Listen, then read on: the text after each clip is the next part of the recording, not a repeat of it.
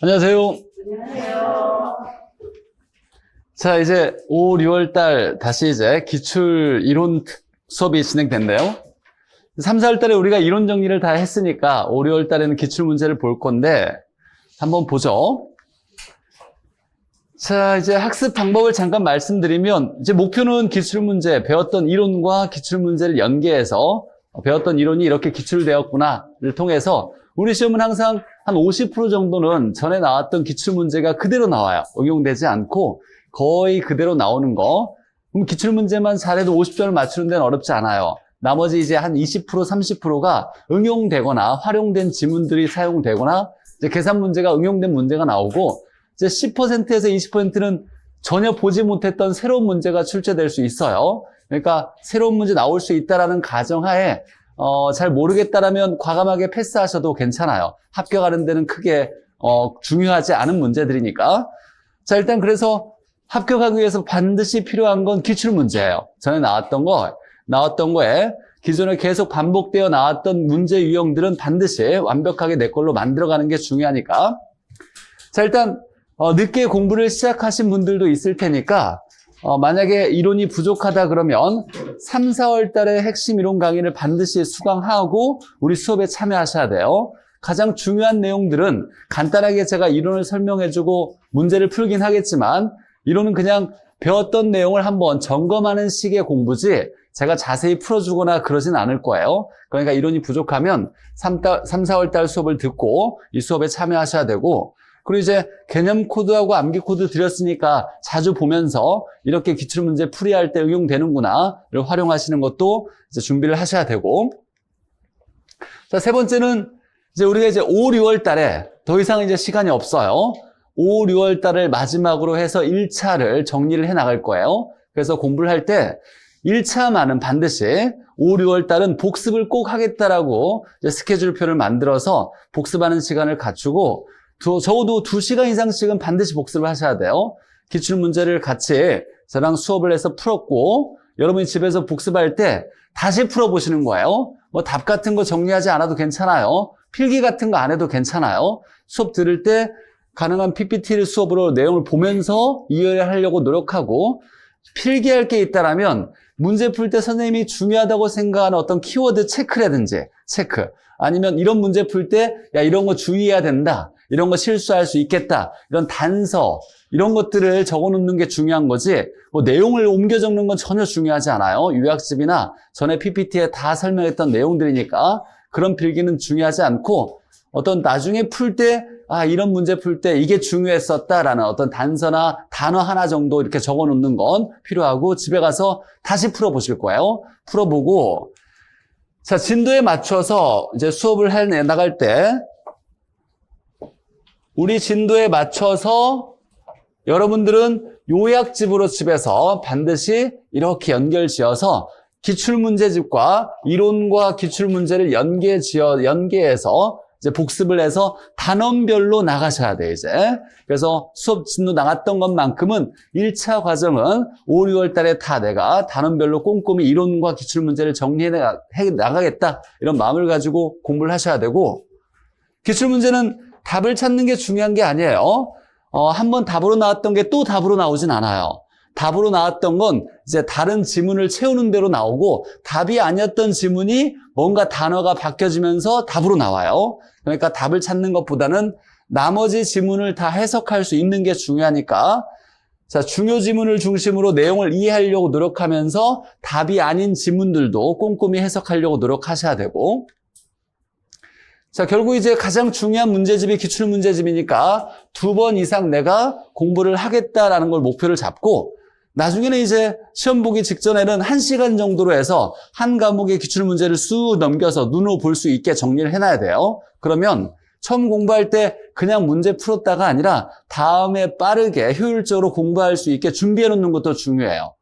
첫 번째 공부할 때는 이제 같이 수업하고 집에 가서 다시 풀어보실 거예요. 다시 풀어보시면서 다시 이 문제는 봐야 되겠다. 내가 완벽하지 않다. 이 지문은 좀 어려워서 다음에 또 봐야 되겠다. 이런 것들을 자기만의 방법으로 체크해놔야 돼요. 체크해놓고 두 번째 볼 때는 시간이 좀 충분하다면 다시 봐도 되겠지만 시간이 부족하면 체크된 것들만 중심으로 예를 들면 일반적으로 봤을 때 제가 보기에는 한번 쭉 봤을 때 중요한 건 100%가 목표가 아니에요.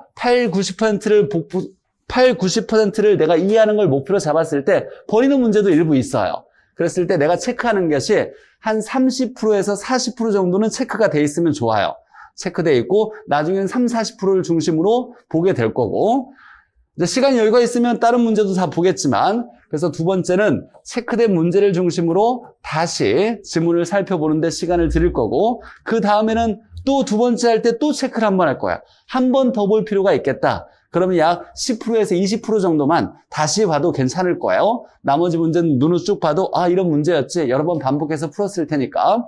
그래서 문제 풀 때 체크를 좀 하시고 밴드를 좀 활용하면 기출문제를 제가 하루에 2문제씩 올려드리니까 짧은 시간 들여서 아침에 쭉 보고 한 5분 정도 들여서 전에 풀어봤던 문제가 이렇게 나왔었네. 다시 한번 확인해보는 걸로 활용하면 좋으실 거고 평가단 문제도 매주 올려주니까 평가단에 가입이 안 됐다라면 활용하셔도 좋을 거예요.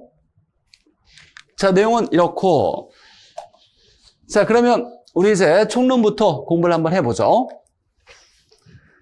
자, 첫 번째 이제 부동산학 총론에서 부동산학이 뭔지 이런 내용이 있었어요. 시험에 자주 나오는 건 아니지만 일단 총론에서 1단원에서 반드시 맞아야 되는 문제가 있다면 토지의 분류 꼭 맞아야 돼요. 토지의 자연적 특성, 부동성, 부증성, 영속성, 개별성 이 문제는 반드시 맞아야 되는데 자, 첫 번째 내용이 이런 게 있어요. 부동산학의 성격은 종합과학이고 응용과학이고 사회과학이고 경험, 규범, 객관적이다. 즉 종합이라는 건 법률, 경제, 기술을 합쳤다라는 얘기고 응용이라는 건 이론만 연구하지 않고 실무에 응용도 했다라는 내용이고 사회라는 건 사람 사는 관계를 사회라 그래요. 사람 사는 관계에서 부동산과 관련된 여러 가지 문제들이나 이런 현상들을 해석하려고 하는 과학이니까 사회과학이라고도 해요. 뭐 좋은 얘기는 다 할 수 있어요. 근데 기억해야 될 건 이런 건 아니다라는 거예요. 즉 철학이나 심리학 같은 추상적 학문은 아니고 우주의 원리나 지구의 원리를 탐구하는 자연과학도 아니고 이론만 연구하는 기초과학, 순수과학도 아니다. 이거 암기해놔야죠. 추자연, 기초, 순수는 부동산학과 관련이 없다. 자, 부동산학을 접근할 때 종합식 나오면 법률, 경제, 기술을 복합한 개념으로 접근해 나가는 걸 이걸 종합식. 이제 앞으로 종합이다. 복합이다 이런 말 나오면 법률, 경제, 기술 꼭 세 개만 합치는 건 아니에요. 이거 말고도 여러 학문을 합치는 것을 우리가 종합이라고 그래요. 자, 중요한 건 의사결정식 접근이에요. 의사결정이라는 건 할지 말지를 결정하는 건데 학교에서 가장 중요한 의사결정은 투자결정이죠. 투자를 할지 말지. 그럼 투자할 때 뭘 기대하고 투자한다? 장래 이익을, 장래 수익을 기대하고 투자하죠. 그러니까 인간은 합리적인 존재라는 건 손해보지 않으려는 존재로서 자기 이윤의 극대화를 위해서 부의 극대화를 위해서 행동한다고 가정하에서 부동산학을 연구한다라고 할 때 이거 의사결정식 접근이라 그래요. 이게 투자결정이니까 돈 벌려고 부동산학을 연구한다 이렇게 생각하면 되는 거예요. 이런 걸 의사결정식 접근이라 그래요. 가장 중요한 의사결정은 투자결정이니까 투자결정은 돈을 많이 벌려고 하는 거니까 이렇게 연결지어서 해석하고 자, 부동산 활동의 속성 우리가 학개론에서 배웠던 건 다 부동산 활동이에요. 부동산을 대상으로 인간이 행동하는 활동 예를 들면 수요와 공급이 있을 거고 그 다음에 개발 관리가 있을 거고 부동산을 대상으로 금융, 자금을 융통하고 그 다음에 투자도 할 거고 평가도 할 거고 이게 다 부동산 학교에서 배웠던 내용이었어요. 자, 이런 걸 부동산 활동이라 그래요. 이런 걸 할 때 어떤 특성이 있는지 봤더니 이론을 정립할 때는 과학성이 중요시 되고 실무는 기술이 좋아야 돼. 테크닉이 좋아야 되니까 실무는 기술성이 중요시 되고 이론은 과학성이 중요시 된다.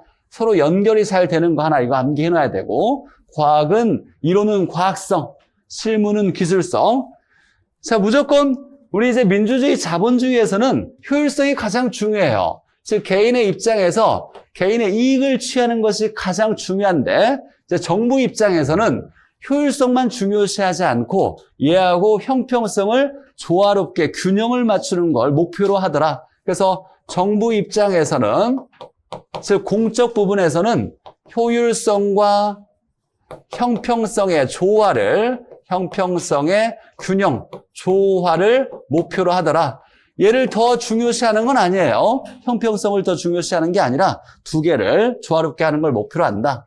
부동산 활동은 대인 활동이자 동시에 미세해요. 동시에 대물 활동이다. 사람과의 관계도 중요하고 부동산이나 물건을 대상으로 하니까 대인 활동이자 대물 활동이다. 이렇게 얘기하고, 문제에서 이러이러하니까 대인 활동이고 대물 활동은 아니다. 이러면 틀리는 거죠. 이거이자 동시에 이거인 거예요.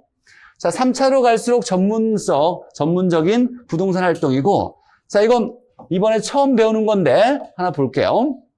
부동산 활동은 당연히 윤리성이 있어야 되겠죠. 예전에 한 15년 전에 나왔던 문제인데, 자, 고용윤리는 고용자와의 윤리예요. 그러니까 사장, 내가 만약에 중개업을 한다면, 내가 오너라면 직원이 있겠죠. 소속 공인중개사도 있을 거고, 이제 뭐 중개 보조원도 있을 거예요. 이렇게 직원과의 윤리를, 이걸 고용윤리라 그래요.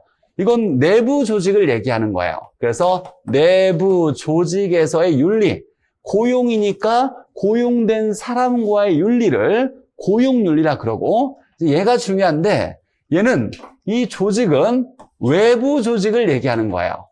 외부 조직윤리. 여러분 이제 공부해 놓을 때는 이 단어를 그냥 조직윤리가 아니라 외부 조직윤리, 이렇게 암기해놔야 돼요. 고용윤리는 내부 조직, 직원과의 윤리고, 외부 조직은 뭐냐? 동업자 간의 윤리나, 내가 이제 공인중개사 업을 차려가지고 사장이었을 때 외부 협회나 어떤 조직 과의 윤리를, 동업자 간이나 어떤 협회나 외부 조직 간의 윤리를, 이걸 조직윤리라 그래요. 그러니까 동업자 간에 사기치지 말고 윤리적으로 행동해야 된다를, 이걸 조직윤리, 이걸 외부 조직이라 그래요. 동업자 간 또는 외부 협회 조직과의 윤리를. 서비스 윤리는, 우리가 서비스는 고객의 요구에 응대해 주는 걸 서비스라 그래요. 그러니까 서비스 윤리는 누구한테 윤리적으로 행동하는 거, 고객에게 윤리적으로 행동해야 되는 걸 서비스 윤리. 공정 윤리는 다수의 시민에게 윤리적으로 행동해야 되는 거, 이런 것들을 얘기해요. 이제 네 가지의 윤리로 보는데, 중요한 건 동업자 간 또는 외부 협회와의 윤리, 이걸 조직윤리라 그래요. 이걸 외부 조직이라 그래요. 그래서 외부 조직 간의 윤리가 뭐냐? 이걸 조직윤리라 한다. 근데 문제는 이렇게 되는 거예요. 출제자는 내부 조직 간의 윤리를 조직윤리라 한다. 이러면 내부 조직이라 그랬어요. 이건 조직윤리가 아니에요. 내부 조직은 고용윤리를 얘기하는 거예요. 이 조직윤리는 외부 조직이다라는 거. 자, 부동산 활동의 일반 원칙이 여러 가지가 있는데, 최우선 원칙은 잘하자, 능률성의 원칙이에요. 들인 노력에 비해서 최대의 결과를 얻어내자. 능률성 원칙, 잘하자. 근데 부동산을 소유할 때 잘하는 건 뭐냐? 귀한 땅인데 차지하고 있다면 놀리거나 방치하면 안 되고, 가장 좋은 이용을 찾아서 해야 돼. 이게 잘하는 거예요. 그럼 소유를 잘하는 건 뭐다? 최유효 이용하는 거다. 거래를 잘하는 건 뭐다? 거래 질서를 확립하는 거다. 이렇게 얘기하는 거예요. 그러니까 능률성 원칙이 최우선 원칙인데, 최우선 원칙에서 우리가 지도 이념으로 삼는 건 소유 활동은 최유효 이용, 거래 활동은 거래 질서 확립. 이 거래 활동 나오면, 이 거래라는 말이 나오니까 이건 틀리잖아요. 그러니까 주의해야 될 건, 안정성의 원칙에서 소유 활동은 최유효 이용을 지도 이념으로 삼는다. 이러면 틀려요. 안정성의 원칙이 아니라 무슨 원칙? 능률성의 원칙. 능률성이 잘하자예요. 소유를 잘하자라고 할 때 최유효 이용이라는 말을 쓰는 거예요. 또 거래 활동을 최유효 이용, 거래 활동에 있어서 최유효 이용을 지도 이념으로 삼는다. 이렇게 나도 틀리죠. 소유할 때 최유효 이용이에요. 이렇게 짝져야 되고, 이건 능률성의 원칙에 해당되는 거다. 자, 이거 말고 뭐 안전성의 원칙. 그러니까 뭐 부동산 활동할 때 사기당하지 말자 이런 거고, 경제성의 원칙. 수익을 창출하는 데 목적을 두자 이런 거고, 자, 이런 것들은 나머지는 뭐 다 상식적으로 해결될 수 있는데 가장 부동산 활동의 최우선 원칙은 능률성의 원칙에서 소유 활동의 최유효 이용을 지도 이념은 삼는다. 자, 그럼 보죠. 우리 문제집은 두 개로 구성되어 있어요. 앞쪽은 해설편이 있고 뒤쪽에는 문제편이 있는데 문제편에 대한 페이지예요. 문제편. 뒤에 이제 우리 공부할 때는 이제 학원에 나오실 때는 앞에 해설권 가져오지 않으셔도 괜찮아요. 문제편하고 요약집만 가져오셔서 요약집 안 가져오셔도 괜찮아요. 수업 열심히 듣고 가서 집에서 따로 복습할 때 사용하셔도 괜찮으니까.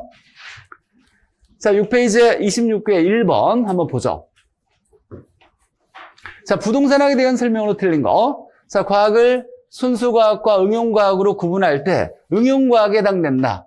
순수과학이라고 할 수는 없죠. 추자연 기초순수는 부동산학과 관련이 없으니까.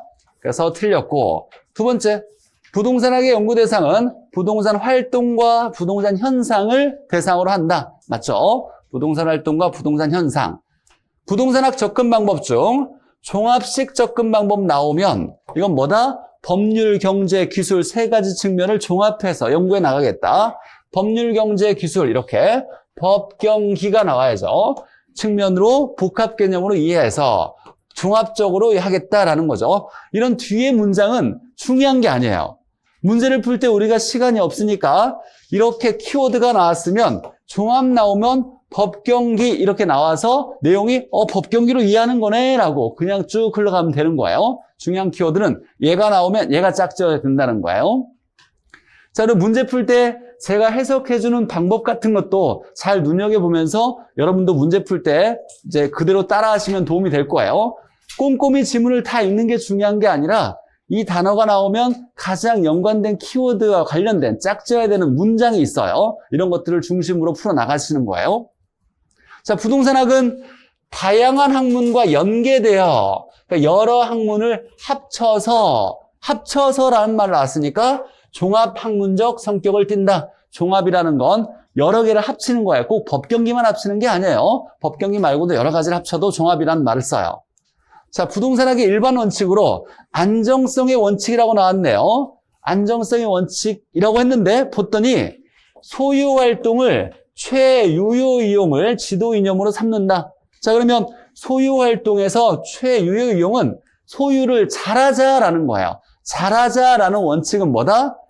능률성의 원칙 또는 효율성의 원칙이라고 나와야 돼요. 여기에 능률성의 원칙이죠. 그래서 가장 중요한 게 이거예요, 이거. 방금 배웠던 내용 중에 부동산 학에 대한 내용에서 능률성의 원칙에서 소유 활동은 최유효 이용을 지도 이념으로 삼는다라는 거. 자, 4번 보죠. 7페이지에 22에 나왔던 거. 자, 옳은 것은 자, 옳은 문제다, 틀린 문제다 나오면 답을 먼저 찾으려고 하는 게 아니라 보기 앞에다가 동그라미 X표를 쳐놓고 나중에 옳은 걸 구하라고 하네, 틀린 걸 구하라고 하네 이래야 실수가 없어요. 이거 체크해놨다가 옳은 거 체크하다 나중에 이거 틀렸네 이렇게 하다 보면 실수할 수 있으니까 항상 박스 문제는 여기에 동그라미 X를 신어 나가는 거예요. 자, 공중지표 지하, 공중지표 지하 지표예요. 지상 아니에요. 지표. 공중과 지표와 지하. 그래서 우리가 토지 소유권도 입체 공간으로 공중권, 지표권, 지하권 이렇게 있어요. 공중권, 지상권, 지하권 아니고 지표권이에요. 지표권. 자, 3차원 공간을 대상으로 한다. 맞죠? 자, 맞는 얘기고 이걸 3차원 또는 입체 공간이라 그래요. 3차원이라는 말을 입체 공간으로 표현한다. 그러니까 지표, 공중, 지하까지 이걸 통틀어 얘기할 때 입체 공간, 3차원 공간이라고 얘기하고 사회성, 공공성 있는 재산을 다루므로 당사자는 윤리적으로 행동할 필요가 없으나 말도 안 되는 얘기죠. 이런 건 뭐 보자마자 틀린 거고 다 누구나 다 윤리적으로 행동해야 된다. 자, 특히 조직윤리는 윤리적으로 행동하는데 즉 동업자 간의 외부 조직 간의 윤리는 이걸 조직윤리라 그러고 이런 조직을 외부 조직이라 그래요. 그래서 외부 조직윤리 이렇게 기억해놔야 돼요. 문제에서 내부 조직원 간의 윤리를 조직윤리를 한다. 틀린 거예요. 내부 조직은 고용윤리를 얘기하는 거예요. 고용자 간의 윤리. 외부 조직윤리 하나 기억해놓고 자, 일반 소비 상품을 대상으로 하는 활동과는 달리 장기적 배려하에 결정되고 실행된다. 맞죠? 자, 부동산은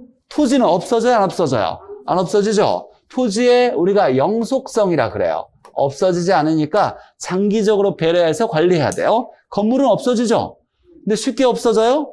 그렇지 않고 오래 버티죠? 버티는 능력을 내구성이라 그래요. 영속성 또는 내구성에 의해서 쉽게 없어지지 않으니까 장기적으로 배려 관리해야죠. 이런 이유 때문이죠. 그래서 우리 시험 문제에 또 이런 질문도 나왔어요.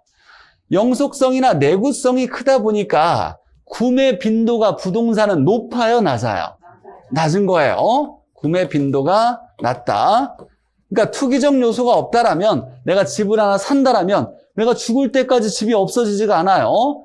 그러니까 다른 집을 살 필요가 없겠네요. 근데 치약 칫솔 같은 건 계속 쓰고 없어지고니까 계속 사야 되겠죠. 그러니까 오래 가니까 많이 구매할 필요가 없는 거예요. 구매 빈도가 낮다라고 얘기하는 거고. 자, 부동산 활동의 주체가 인간이라는 점에서 맞는데 여기까지는 대물 활동이 아니라라고 할 수가 없어요. 자, 대인 활동이라 할 수 있으며, 그러니까 인간이라는 주체에서 대인 활동이라 할 수 있지만 부동산을 대상으로 하니까 동시에 대물 활동이다라고 나와야지. 이러니까 이건 아니고 이거다라고 얘기할 수 없어요. 대인 활동이자 동시에 대물 활동이니까 점에서 대인 활동이고 부동산이라는 물건을 대상으로 하니까 동시에 대물 활동이라고 해야지. 얘는 아니고 얘다 이렇게 얘기할 수 없어요. 얘이자 동시에 얘이다라고 얘기 나와야 되고.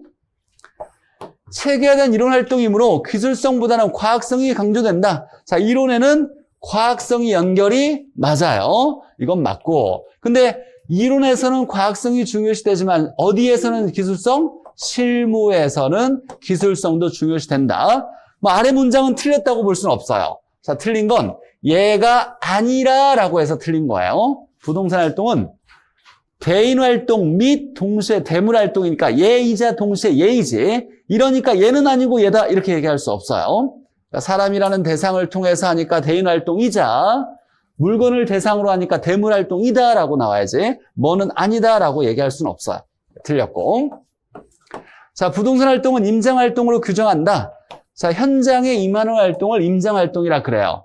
사람이 직접 가야죠. 부동산을 가져올 수 없으니까 이걸 뭐라고 한다? 부동성이라고 하죠. 부중성이 아니라. 자, 그래서 부동산은 진열을 하고 전시할 수가 있다, 없다? 진열 전시가 할 수 있어요, 없어요? 없죠. 누가 부동산을 건물 좀 보러 왔어요. 건물 떼어다가 이렇게 놓고서 보여줄 수가 없죠. 사람이 직접 데려가야 되겠죠. 그러니까 부동성 때문에 진열 전시도 안 되고 사람을 가서 임장활동, 부동산에 대한 정보를 알아내야 돼요. 이건 부동성 때문에 관련되어 있고 물론 대인활동도 관련되어 있죠. 사람을 데리고 가는 거니까. 그래서 얘는 틀렸네요. 그래서 이렇게 동그라미 X표 체크해놓고 모르면 세모 이렇게 체크해놓고 자, 뭐 여기서 옳은 걸 구하라고 하니까 옳은 걸 확인해서 기억, 디귿, 올래 2번 이렇게 체크해야 실수하지 않아요. 열심히 공부했다가 본 시험에서 이런 거 한두 개 틀리면 그래요. 그게 만약에 합격을 당락을 결정하는 문제였다라면 한 달간 잠 못 잘 거예요. 어찌됐거나 이런 실수 안 해야 되니까 모의고사 우리가 모의고사라는 걸 본다는 건 내 실력을 점검하는 것도 있긴 하지만 1년에 한 번뿐이 없는 시험에 실수하면 안 되니까 이걸 대비해서 앞으로 내가 본 시험에서는 이렇게 해나가겠다라는 걸 익숙하게 만드는 과정을 준비하는 거예요. 익숙하게 만드는 거예요. 그러니까 시간 모자라니까 이렇게 해야 되겠네. 이런 문제 풀 때 이렇게 해야 되겠네. 그래야 실수가 안 나겠네. 이런 것도 준비를 하는 게 모의고사니까 자주 보실 수 있도록 해야 되고 모의고사 볼 때 이런 건 실수하지 않게 뭐 나는 그동안 실수 한 번도 없었어. 하신 대로 하면 돼요. 근데 만약에 야 틀린 거 옳은 거 이거 해가지고 내가 한두 문제를 틀린 적이 있다. 그럼 본 시험에 또 틀릴 수 있어요. 그러니까 이렇게 연습하시고 해야 되고. 자, 1교시에서 가장 중요한 내용 중에 하나예요. 표준산업 분류에서 우리가 이제 부동산업을 어떻게 구분할 거냐라고 할 때 부동산업을 구분할 때 자, 크게 두 가지로 구분하는데 임대 및 공급업과 관련 서비스업 이렇게 부동산 임대 및 공급업 관련 서비스업. 첫 번째 머릿속에 기억해놔야 돼요. 부동산업은 임대 및 공급업과 관련 서비스업. 머릿속에 암기해야 될 게 첫 번째 이거예요. 부동산업은 임대 및 공급업, 관련 서비스업 이렇게 나눠지고 임대 및 공급업은 자연스럽게 임대업, 공급업 나눠지는 거죠. 이 개발업과 공급업이 거의 비슷한 얘기예요. 그래서 개발 및 공급업이라 해요. 그러니까 마음속에 야 임대 및 공급업은 임대업, 공급업 나눠지지. 자, 그 다음에 이제 또 기억해야 될 것이 이걸 외워야 돼요. 예. 관련 서비스업에는 관리업과 기타 서비스업이 있는데 우리가 애프터 서비스업은 뭐예요? 사후 관리라 그래요. 애프터 서비스 사후 관리. 그러니까 서비스가 관리인 거예요. 관리업이 관련 서비스에 포함되고 나머지 서비스가 우리가 이제 중개해, 중개. 중개업은 서비스죠. 모든 사람 막 지나가는 사람한테 중개업 하는 거 아니죠? 누구한테 중개해요? 의뢰인한테 하는 거죠. 고객이 중개해달라고 왔을 때 그 고객에게 응대해서 내가 중개업이라는 서비스를 해주는 거예요. 그러니까 중개업 서비스인 거예요. 자문도 서비스예요. 자문이 뭐예요? 상담, 컨설팅이죠. 무슨 자문? 뭐 연애 상담 이런 거 아니잖아요. 투자 상담 얘기하는 거죠. 부동산 사러 왔다. 물어보는 사람이, 물어보러 온 고객에게 내가 상담하는 거예요. 이것도 서비스인 거예요. 지나가는 사람한테 뭐 상담하거나 그런 거 아닌 거잖아요. 평가도 누구한테 하는 거예요? 감정평가 의뢰인에게 평가해 주는 거예요. 고객에 대한 응대해 주는 것들이니까 이게 다 서비스에 해당되는 거예요. 중개, 대리업 포함되어 있죠. 그래서 중개 및 대리업. 이 자문은 상담인데 투자 자문업이죠. 투자 상담이고 평가는 감정평가를 얘기하죠. 자, 그래서 두 번째 기억할 거.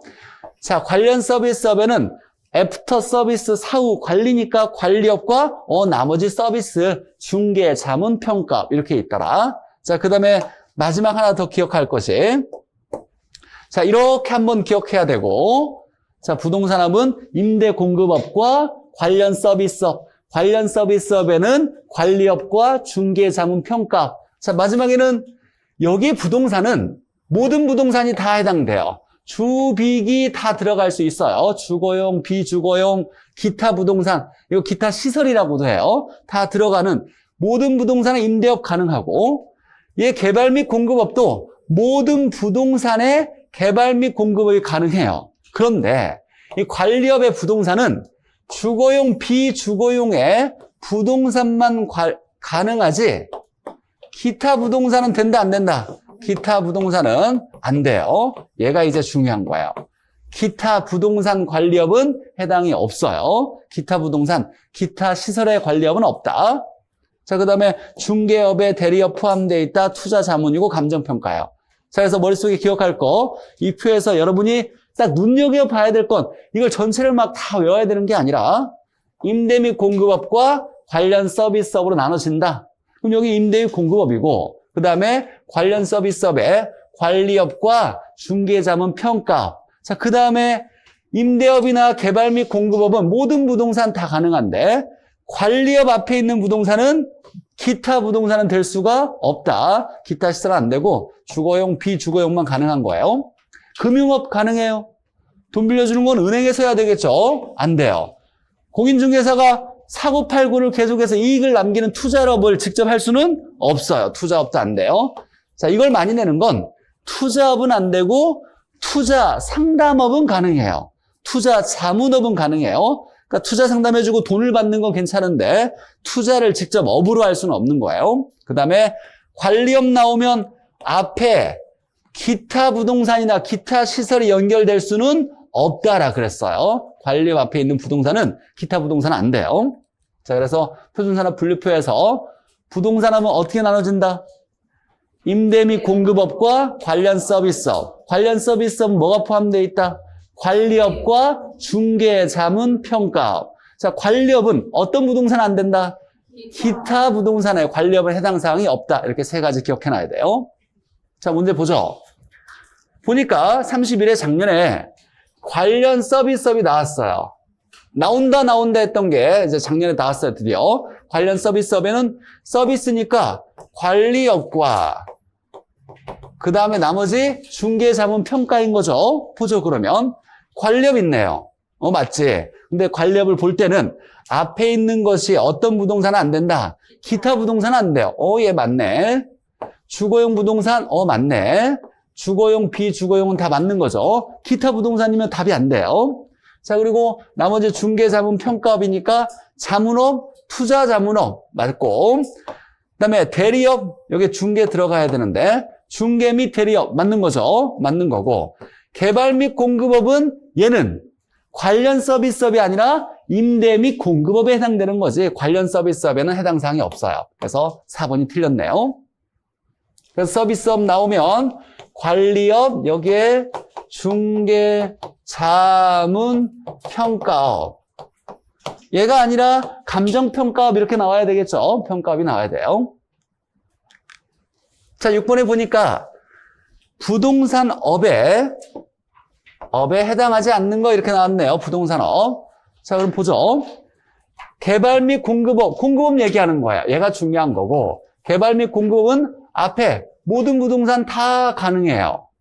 자, 그 다음에 중개 및 대리업 가능하고, 여기 관리업 나왔네요. 그럼 주의해야 돼요. 앞에 뭐가 들어가면 안 된다?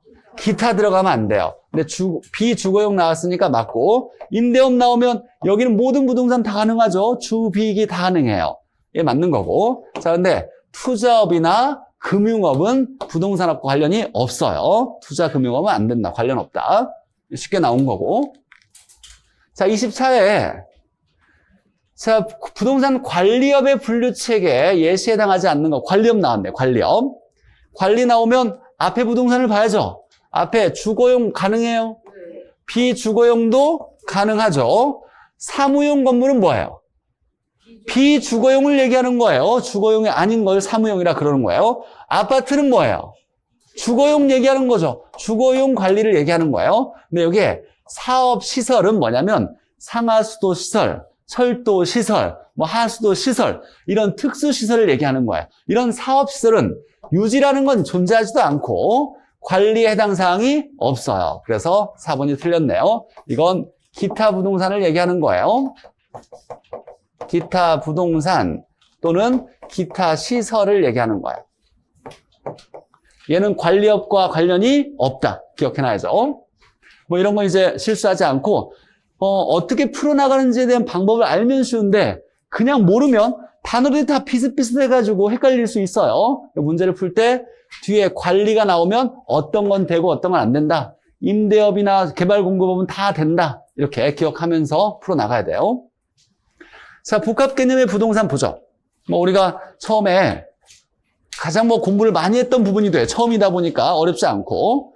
자, 복합 개념 부동산은 법률, 경제, 기술적 측면으로 부동산을 이해해 나가겠다. 부동산의 개념을 복합된 개념으로 이해하겠다라는 거고. 자, 민법에서 정의하고 있는 건 토지정착물. 넓은 의미의 광해 부동산에는 토지정착물에다가 준부동산을 포함시키는 거죠. 준부동산은 부동산이에요, 동산 등이에요? 부동산이 아니에요. 동산 등인데 부동산과 비슷하게 등기 등록해요. 그래서 쉽게 얘기하면 등기 등록하는 동산 등을 얘기하는 거야. 부동산이라 하면 안 돼요. 준부동산은 부동산이 아닌데 부동산 취급해 주겠다. 준주택은 주택이 아닌데 주택 취급해 주겠다. 준지대는 토지에서 발생하는 지대가 아닌데 지대 취급해 주겠다를 얘기하는 거예요. 그러니까 여기에 부동산이라고 나오면 틀린 얘기예요. 부동산이 아니라 동산 등인데 어디에 포함시켜 주겠다? 넓은 의미의 부동산에는 포함시켜 주겠다라고 얘기하는 거예요. 그러니까 준부동산은 부동산은 아닌데 광해 부동산에는 포함시켜 주겠다.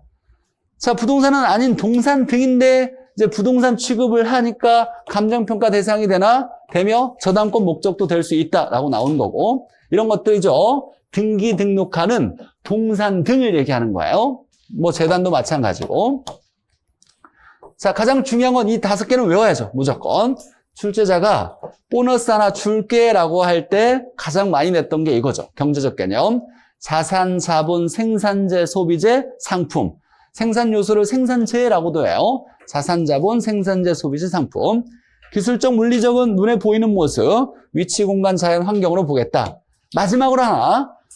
얘는 눈에 보이는 모습이니까 형태가 있어야 돼요. 그래서 우리가 유형적 측면이다 라고 나오면 기술적, 물리적밖에 없어요. 경제 법률은 형태가 없는 무형적 개념이다. 기억해야 될 것은 협의나 광의에 이렇게 나올 때 토지정착물, 준부동산 포함시켰다. 준부동산은 동산 등이다. 등기 등록하는 동산 등이다. 경제적 개념 5개, 자산자본, 생산재, 소비재, 상품 암기해놓고 자, 기술적, 물리적 측면만 형태가 있다. 기억해놔야죠. 자, 복합 용어일 때 가장 기본적으로 속임수로 많이 내는 게 이거죠.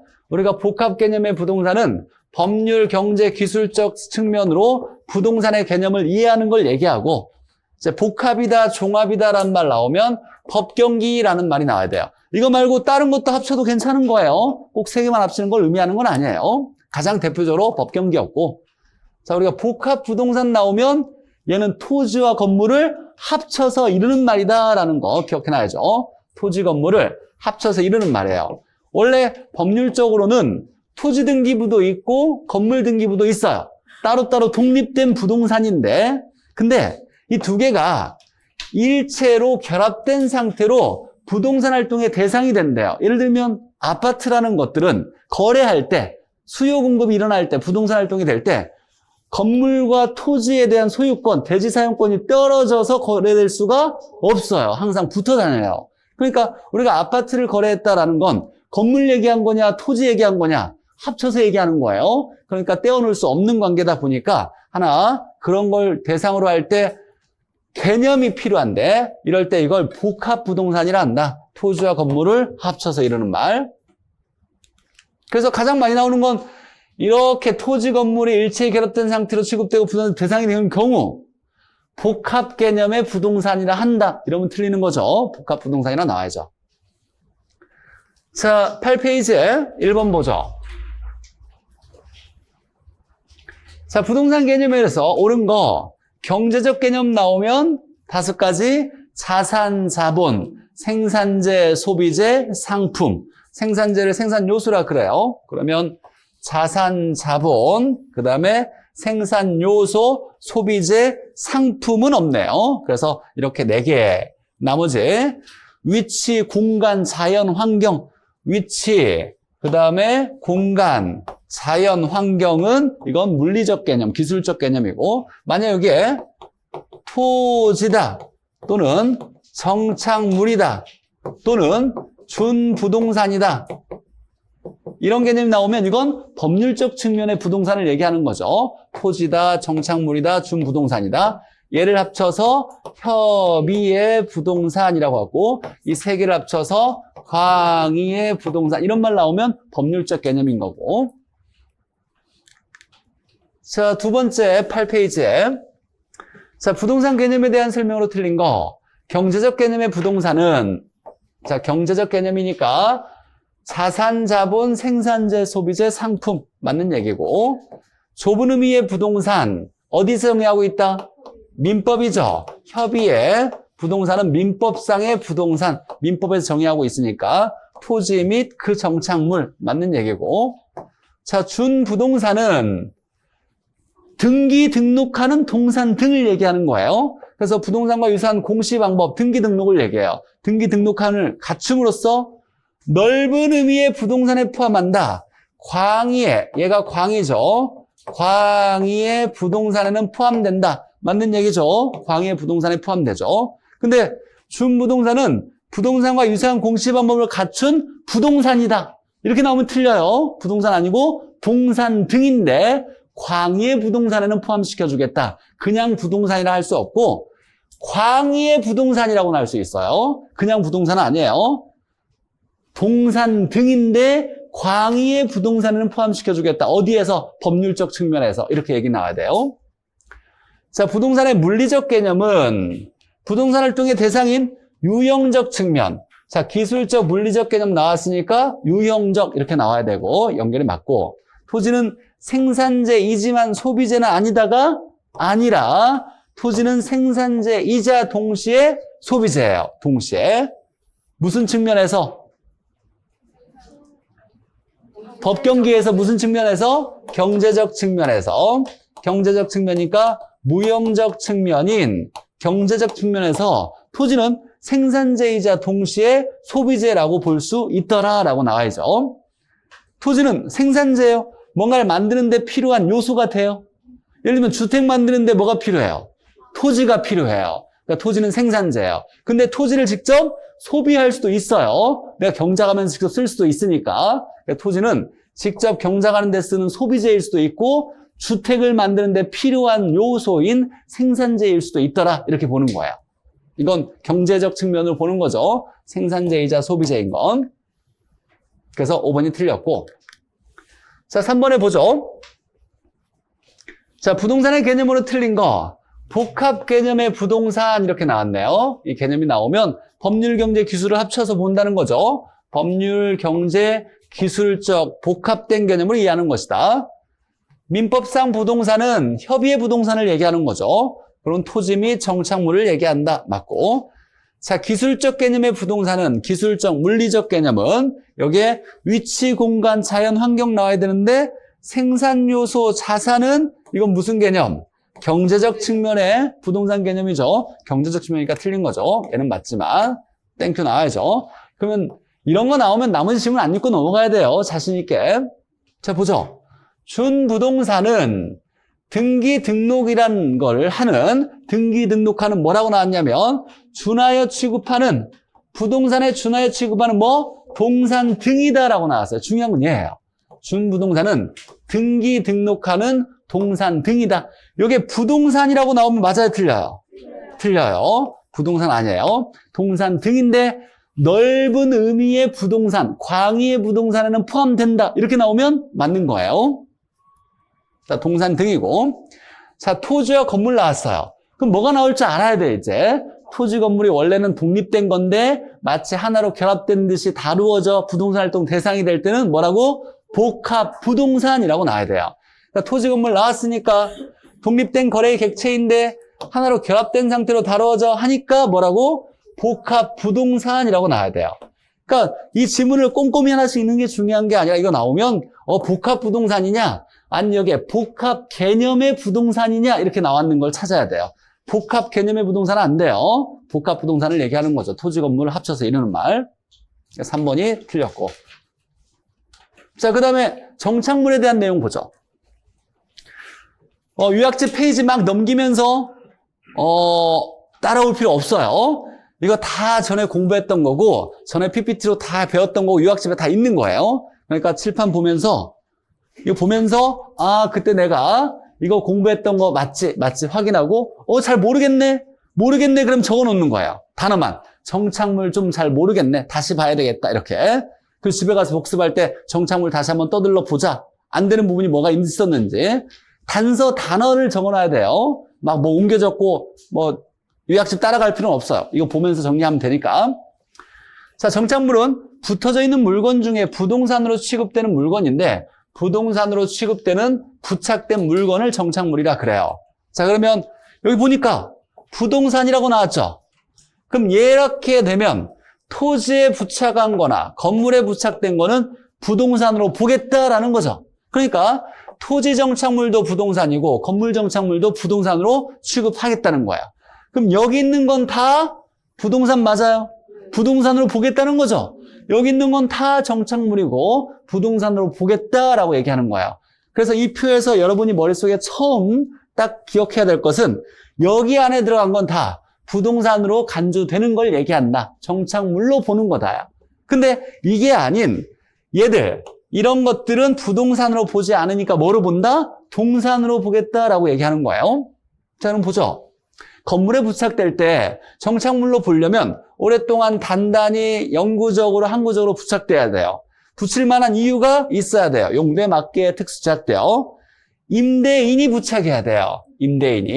임차인이 부착하면 이사 갈 때 떼어갈 수 있다고 보는 거니까 영구적으로 부착됐다고 볼 수가 없는 거예요. 그래서 첫 번째, 임대인이 부착해야 된다. 자, 두 번째는 중요한 게 이거죠. 제거 시 이 말이 나오면 떼어냈더니 문제가 있어야 돼요? 없어야 돼요?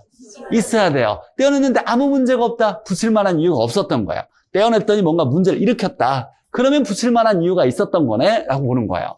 건물의 물리적, 기능적 손상이 있어야 되는 거야. 있어야.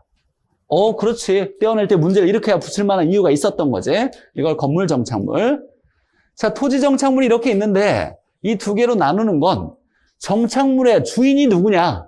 토지 소유권자가 정착물을 가지는 거냐? 아니면 별도의 소유권자가 있느냐? 이걸 얘기하는 거예요. 자, 독립이라는 건 정착물이 토지와 독립되어 있다. 정착물의 주인이 별도로 있다. 법으로 인정해 주겠다라는 거예요. 건물, 누구 거예요? 건물 등기부 소유권자예요. 토지 땅 주인과 관련이 없어요. 건물 등기부가 따로 있으니까.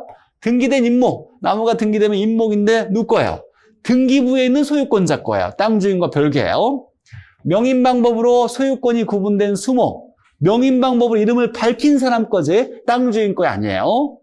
재배되고 있는 농작물, 땅 주인 게 아니라 경작자 거예요. 경작하고 있는 사람 거예요. 그러니까 이 네 개는 법적으로 야, 토지 소유권자가 토지 땅 주인이 무조건 정착물을 소유하는 게 아니라 별도로 소유권자가 있는 것들이야. 이런 정착물 4개를 독립정착물. 그럼 나머지는 다 누가 가져요? 땅 주인이 갖는 거예요. 정착물 주인은 다 땅 주인이 갖는 거예요. 이런 걸 종속정착물로 보는 거예요. 국어, 우리가 또랑으로 배웠죠. 인공수로 또랑. 축대, 도로, 교량, 제방, 돌담 이런 것들 다 누구 거예요? 이 정착물은 땅 주인 거예요. 땅 주인이 갖는 거예요. 자, 얘가 또 많이 나와요. 매년 경작의 노력을 요하지 않는 나무 식생. 얘는 알아서 잘 자라는 나무죠. 정착물 맞아요? 정착물 맞아요? 맞죠? 정착물 맞아요? 부동산 맞아요? 맞아요. 다만 독립정착물이 아닌 거예요. 부동산으로 간주하는 거 맞아요. 알아서 잘 자라는 나무는 얘는 정착물 부동산 맞는데 독립된 건 아니고 땅 주인이 갖는 나무다. 이런 정착물이다라고 얘기하는 거예요. 그러니까 여기 있는 건 다 정착물 부동산 맞고. 자, 그러면 임차인이 부착하면 이사갈 때 떼어갈 수 있다고 보는 거죠. 정착물이 아니에요. 부동산이 아니니까 동산으로 보는 거고. 가식수목은 임시로 잠깐 심어놓은 거니까 영구적으로 심어놓은 게 아니에요. 임시로 심어놨으니까 정착물이 아니에요. 얘도 정착물이 아니고. 판자집도 임시집이니까 정착물이 아니에요. 이런 것들을 우리가 부동산이 아니니까 뭐라고 본다? 동산으로 본다라는 거야. 자, 만약에 정착물인지 불분명한 경우가 있대요. 도대체 얘가 정착물인지 정착물이 아닌지, 동산인지 정착물인지 구분을 못 하겠대요. 자, 그러면 어떻게 먼저 본다?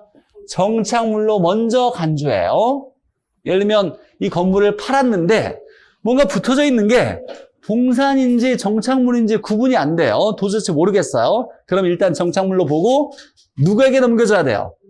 이 건물을 팔았으니까 매수인에게 넘겨줘야 돼요. 이 붙어져 있는 것도 정착물 부동산의 일부로 보고서 매수인에 넘겨주고 나중에 내가 확인해 보니까 야, 이건 법적으로 동산이다. 그럼 떼올 수 있는 거예요. 처음부터 모르겠는데 이거 동산이냐 하고 떼어놓고 넘겨주면 나중에 법적인 계약에 문제가 생기니까 일단 계약을 유효하게 모르겠다 그러면 매수인에게 먼저 넘겨주는 거예요. 뭘로 보고? 일단은 정착물로 보고서 매수인에게 넘겨주고 나중에 이게 동산인 게 확실히 됐다. 그럼 떼올 수 있는 거예요. 그러니까 건물에 부착된 것 중에 정착물인지 아닌지가 불분명하면 일단 뭘로 보고? 정착물로 보고 누구에게 넘긴다? 매수인에게 넘겨줘야 돼요. 그래야 법적인 계약의 문제가 이게 혼동되지 않아요. 조금만 더 풀고 쉬죠. 자, 9페이지 5번에 정착물에 대한 설명 좀 틀린 거. 자, 제거하여도 이게 탁 나오면 뭐가 나오겠지라고 생각해야 돼요. 그냥 편하게 있는 게 아니라 이 말이 나왔는데 정착물을 문제가 나왔는데 제거하여도 나왔으니까 떼어낼 때 문제가 있어야 돼요? 없어야 돼요? 있어야 돼요. 그 얘기가 나와야 돼요. 건물의 기능 효용에 손실이 없다라고 나왔네요. 없으면 정착물이 아니에요. 정착물이 아니에요. 그러니까 그런 물건을 뭘로 본다? 동산으로 취급한다. 맞네. 떼어냈더니 문제가 없대요. 그럼 정착물이 아니니까 동산으로 본다. 맞고. 자, 토지에 정착되어 있으나 매년 경작의 노력을 요하지 않는 나무와 단연생 식생. 이건 그냥 다 읽지 않아도 그냥 알아서 잘 자라는 나무, 경작하려고 노력하지 않고 알아서 잘 자라는 나무는 정착물로 봐요? 네. 정착물로 간주되지 않기 때문이 아니라 정착물로 간주돼요. 다만 무슨 정착물? 종속 정착물, 땅 주인이 갖는 정착물이지 정착물이 아닌 건 아니에요. 그래서 중개의 대상이 되지 않는다가 아니라 중개의 대상이 되는 거죠. 당연히 정착물이니까. 정착물로 간주되지 않기 때문에가 아니에요. 정착물로 간주하는데 무슨 정착물이 아니다? 독립된 정착물이 아닐 뿐이지. 정착물 맞는 거예요. 자, 보죠. 3번에 정착물은 당사자들 간의 합의나 쓰임에 따라서 주물 또는 종물로 구분할 수 있다. 민법에서 나오는 얘기인데 우리 학교에서 중요한 건 아니에요. 보기를 채우기 위한 거예요. 이미 답은 나와 있어야 되는 거고. 자, 이건 독립정착물이냐 종속정착물이냐 이걸 종물과 주물로 얘기할 수도 있어요. 민법에서. 자, 정착물의 경제 측면에서 부착되어 중요한 건 계속적으로가 중요한 거예요. 정착물은 영구적으로, 항구적으로, 계속적으로 이렇게 부착되어 있는 목적으로, 이용되는 목적으로 부착되어 있어야 돼요. 정착물은 토지와 서로 다른 부동산, 이 정착물이 토지와 다른 것도 있고 토지의 일부로 간주되는 것도 있대요. 이 정착물이 토지와 다른 건 독립정착물, 토지의 일부로 보는 건 종속정착물 이렇게 있더라를 풀어 쓴 거죠. 자, 두 번째는 보기는 어렵진 않았죠. 알아서 잘 자란 나무도 정착물 부동산 맞다. 다만 뭐가 아니다? 독립정착물이 아니다를 얘기하는 거고. 7번에 공간에서 부동산에 대한 설명도 틀린 거. 자, 공간에서 창출되는 기대이익의 현재 가치를 이거 많이 배웠어요, 이제.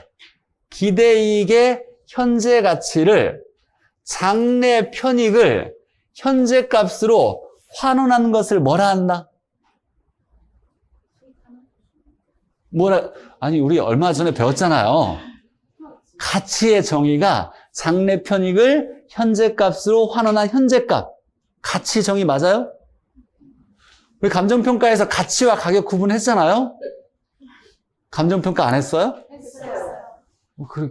기억할 것 같은데. 어찌됐거나. 장래 편익을 얘기하는 거예요. 미래 수익을 현재 가치로 환원한 값은 이걸 부동산 가치로 본다라는 거예요. 그럼 중요한 건 실제 돈을, 이 미래 편익은 사실 기대 편익은 장래 편익을 얘기하는 거예요. 금전, 비금전을 모두 포함하지만 중요한 건 금전이 중요하죠. 그래서 부동산을 단순히 물리적으로 눈에 보이는 모습으로만 보는 게 아니라 돈을 얼마나 많이 벌 수 있는 게 중요한 거야 라고 해서 경제적 측면도 중요하니까 복합 측면으로 파악하는 게 좋지 않겠냐? 라고 얘기하는 거죠. 맞는 얘기죠. 전혀 문제되지 않아요. 그러니까 부동산을 눈에 보이는 이런 건물 자체로 보이는 것만 뿐만 아니라 돈을 얼마나 많이 벌 수 있는지도 중요해. 왜냐하면 수익을 현재 가치로 당겨야 되니까, 그래야 가치가 결정되니까를 얘기하는 거예요. 맞는 얘기고. 모르겠다. 그럼 넘어가는 거예요. 다음 지문으로. 공간으로서의 토지는, 자, 공간, 입체 공간, 3차원 공간으로 본다 그랬어요. 지표뿐만 아니라 뭐 나와야 돼요? 공중이나 지하 이렇게 나와야죠. 그래서 입체 공간, 3차원 공간을 의미한다. 맞는 얘기고. 현행 지적도는 토지 경계를 입체적으로 표현하고 있지 못한다. 또 갑자기 또 지적도는 왜 나왔어? 무슨 얘기예요? 우리가 입체적이라는 건 뭐 나와야 돼요? 여기 나왔잖아요. 이렇게 입체 공간은 뭐? 지표, 지하, 공중을 얘기하는 거죠. 근데 지적도의 경계가 입체로 표현하고 있지 못하대요. 우리 지적도에 경계를 딱 그으면 여기 내 땅, 여기 네 땅이죠. 지표만 그어놨어. 지표만. 야, 공중 몇 킬로까지는 내 거, 네 거. 지하 몇 킬로까지는 내 거, 네 거. 이렇게 구분했어요, 안 했어요? 안 했어요. 그러니까 공중 지하까지는 표현하지 않고 땅 표면의 경계만 그어놨다는 거예요. 모르겠다, 그럼 넘어가는 거고. 그런 얘기예요. 그러니까 입체라는 것을 설명했으니까 입체로 표현되지 않았다. 우리 지적도는 공중 지하까지 경계를 나눠놓지는 않았다를 얘기하는 거예요. 자, 지하 공간을 활용하는 방안으로 구분지상권, 개발권 이전 제도, 용적률 인센티브 제도 등이 있다라고 나왔는데 용적률은 건물을 높게 지을 수 있는 거예요. 그러면 무슨 권? 지표권, 지하권, 공중권. 공중권을 이용하는 거예요. 용적률 나오면 얘는 무조건 공중권을 이용하는 거예요. 개발권을 이전한다. 이 개발권도 뭘 얘기하는 거예요? 용적률을 얘기하는 거예요. 자, 한번 잠깐 기억해봐요. 규제해놓고 개발해도 된대요. 규제 지역을 정부가 개발하지 마라고 하면서 보상을 안 해줘요. 그럼 규제지역 토지 소유자가 손해를 입으니까 정부가 야, 못 짓게 한 만큼의 용적률에 해당되는 개발권을 줄 테니 이걸 이쪽에 팔아. 그래서 보상받아라. 라는 게 개발권 이전 제도였어요. 중요한 건 한 번도 실시된 적이 없다가 중요한 거죠. 그러니까 못 짓게 했던 개발권을 잠깐 보면 이런 거죠. 자, 예를 들면 여기가 규제지역, 여기가 개발지역인데 건물을 원래 5층까지 지을 수 있었는데 정부가 1층까지만 짓고 짓지 마라 라고 그랬어요. 규제했어요. 대신에 너 손해보는 거니까 이만큼 못 짓게 한 만큼 해당되는 권리, 개발할 수 있는 개발권을 줄게. 즉 건물을 더 지을 수 있는 용적률에 해당되는 거예요. 용적률에 해당되는 개발권을 줄 테니 얘를 팔아라. 그럼 얘들은 사오면 건물을 더 높게 지을 수 있더라. 초과 용적률을 확보하고 팔았으니까 보상을 얻게 되는 거죠. 이래서 보상을 얻게 되는 제도를 개발권 양도제, 개발권 이전제라 그래요. 한 번도 실시된 적은 없다가 중요하죠. 그러니까 개발하지 못하게 한 만큼의 개발권 용적률을 주는 거예요. 자, 그러면 용적률은 지표권이에요, 지하권이에요, 공중권이에요? 공중권을 얘기하는 거예요. 근데 우리 민법에서 구분지상권은 어떻게 배웠어요? 구분지상권. 땅 표면을 이용하는 게 아니라 땅 위를 지나가든 땅 아래를 지나가든 땅 위든 공중이든 지하든을 이용할 수 있는 권리가 구분지상권이에요. 근데 얘는 지하와 공중을 이용할 수 있는 권리가 맞아요. 근데 세 개 다 공통인 건 뭐예요? 공중을 얘기하는 거예요. 구분지상권은 내 땅이 있는데 땅 표면에 공중이나 지하를 누군가 이용하려고 할 때는 민법에서 구분지상권을 설정해야 돼요. 잘 배웠죠? 나는 민법 잘 모르니까 뭐 여러분들이 더 잘할 거예요. 자, 구분지상권은 지하 공중을 이용할 수 있는 건데 여기에 개발권, 용적률은 개발권을 얘기하는 거예요. 개발권 용적률이에요. 이건 공중권을 얘기한다. 공통적인 건 지하 공간이 아니라 무슨 공간? 공중 공간을 활용하는 방안인 거예요. 앞으로 머릿속에 용적률 나오면 무슨 권? 공중권 이용하는 거다. 건물을 더 높게 지을 수 있는 거니까 공중권 얘기하는 거예요. 5번에 그냥 보기를 채우기 위한 거예요. 지하 공간의 이용이 증대되고 고층 건물이 늘어남에 따라 지하도 많이 쓰고 고층도 많이 만든대요. 그럼에 따라 토지 소유권의 구체적 범위 해석에 대해서는 법원의 판단에 의존하기도 한다. 의존하기도 한대요. 뭐 그러겠죠. 무슨 얘기냐면 우리가 소유권의 권리를 사적 공중권, 사적 지하권이 있죠. 그 이상은 나라 거죠. 그 이하도 나라 거예요. 무조건 내 표면에 맨 위 무한대로 내 땅이다라고 얘기할 수는 없죠. 근데 몇 킬로미터까지 내 거냐? 이렇게 명시되어 있지 않아요. 문제가 생길 때 법원이 야 이런 경우니까 이렇게 하겠다라고 그때그때 정한다라는 얘기예요. 정확히 내가 땅 가지면 공중 몇 킬로미터까지는 내 거고 공중권, 지하 몇 킬로미터까지는 내 거야, 사적 지하권 이렇게 정해놓지는 않았다. 문제가 생기면 법원의 판단에 의존하겠다 이렇게 보는 거예요. 이런 지문이 또 보기를 채워서 나올 수는 있어요. 그러면 시간을 끌기 위한 거지 중요한 개념이 아니에요. 그런가 보다라고 하나 이해하면 돼요. 자, 이제 쉬었다가 토지의 분류를 배울 텐데 우리 이건 절대로 틀리면 안 돼요. 내가 만약에 토지의 분류가 조금 공부가 덜 됐다 그러면 쉬는 시간에 토지의 분류를 쭉 다시 한번 정리를 한번 해보세요. 쉬었다가 할게요.